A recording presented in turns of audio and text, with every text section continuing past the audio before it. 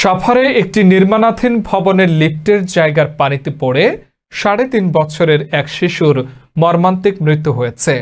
বিস্তারিত প্রতিবেদনে। শনিবার বিকেল ৫টার দিকে সাভার বাজার বাস স্ট্যান্ড সংলগ্ন স্মরণিকা আবাসিক এলাকার আমিনুল ইসলামের নির্মাণাধীন বাড়িতে এই ঘটনা ঘটে।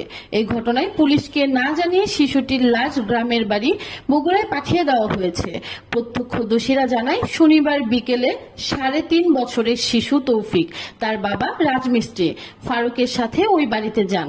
এ সময় শিশুটি অসাবধানতাবশত লিফটের পানিতে পড়ে মৃত্যুবরণ করেন। পরে পুলিশকে না জানিয়ে শিশুটির লাশ তার গ্রামের বাড়িতে বগুড়ায় পাঠিয়ে দেয়। এই ঘটনায় এলাকাবাসী ওই বাড়ির মালিকের কঠোর শাস্তি দাবি করেছেন। এলাকাবাসী অভিযোগ করে বলেন, কোনো প্রকার সেফটি ছাড়াই এই নির্মাণাধীন বাড়িতে